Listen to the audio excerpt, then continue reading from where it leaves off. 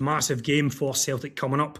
Ryan, yesterday we had the Hotline subs. Does that make us the Youth Academy prospects coming in here?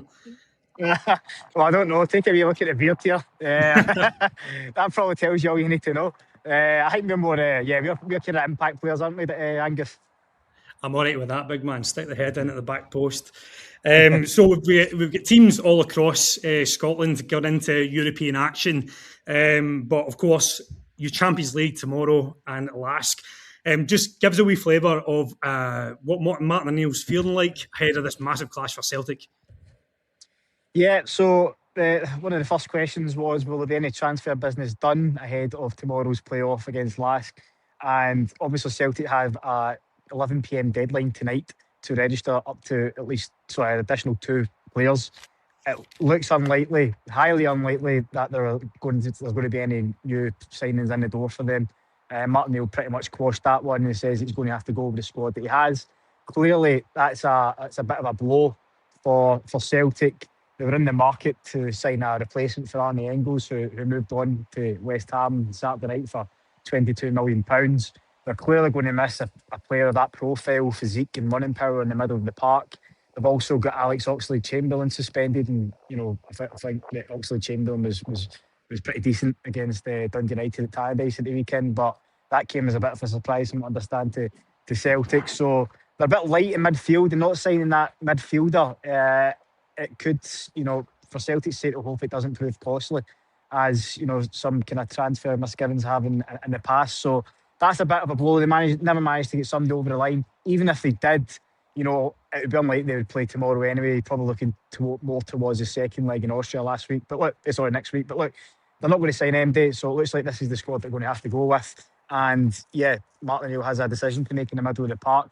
Obviously, Alistair Johnston's injured as well at right back, so you'd probably expect Colby Donovan to fill in there. So that's 2 key players that Celtic are without, but they're just going to have to make as best a go as possible.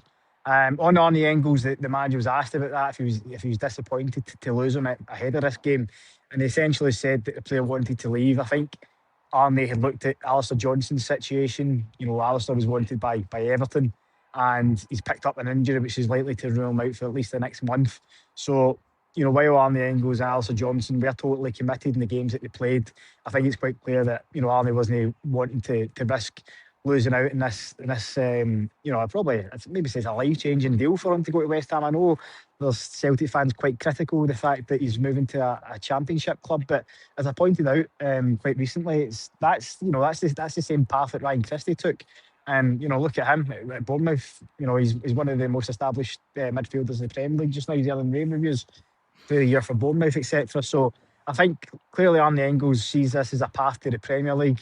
West Ham will be the favourites to get promoted, and he'll hope to be there next season. But yeah, it's a life-changing deal for him. He'll be trebling his money, and it's quite understandable after seeing a move to Nottingham Forest rejected in January that he really wanted to pursue this. So clearly Martin was disappointed to lose him for that, but they just, as I say, they just need to make deal with what they've got at the minute. And so that obviously as well, they'll be Celtic wanting to wipe away the scars of Karate Almaty last year. Martin was actually on punditry duties for Amazon. I think it was Amazon Prime for the game in Kazakhstan, and now he's in the dugout a year later. So it's funny how things work out. But yeah, it's a massive night for Celtic tomorrow night. It really can't be underestimated. It's the richest game in the club's history. I think there's up to about £40 million at stake, and after the calamity of last year, they'll clearly be wanting to bank that windfall this time around, because it's the last time that they're going to be they'll reach the Champions of Scotland will enter at this stage. Otherwise, I think from here on forward, it's going to be at least 3 qualifiers. So yeah, it's must win for Celtic. Yeah, of course, and obviously those Celtic teams that we've known over the last few years, the midfield has been such a big part of that, and Martin O'Neill won't be too happy having as late of the options that he has at the moment. So why don't we hear from him and his wee press conference that you were there at? Let's hear it. How confident are you feeling in the way your squad is shaping up in the transfer window heading into these big fixtures? Well, we are. I'm happy with the players that we brought into the football club, and that's good. And I'm just really looking forward to the game.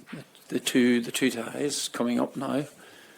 are big matches for us, but they're also exceptionally difficult as well too. So we'll just be ready for the challenge, or at least we think we are.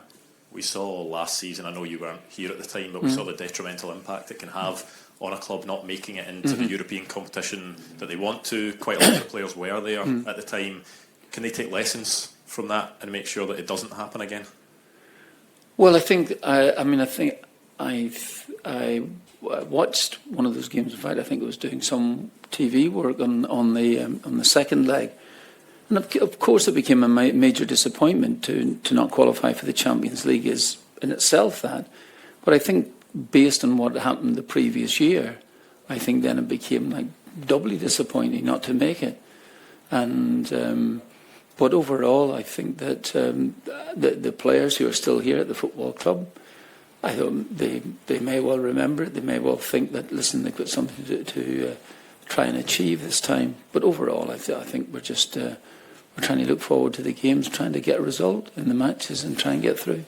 There had been a thought process, certainly externally, leading into those games against Kairat, that not enough had been done in the transfer window to help supplement the squad to get them into a position where they could get into the Champions League.